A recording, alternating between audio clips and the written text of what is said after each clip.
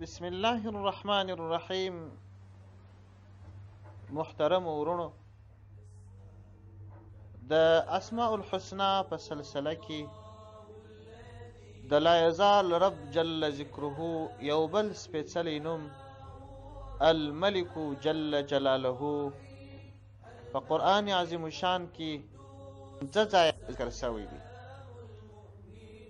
په سورة مؤمنون کې، په سورة طه کې، په سورة حشر کې او په سورة ناس کې او همدا ډول په سورة آل عمران کې.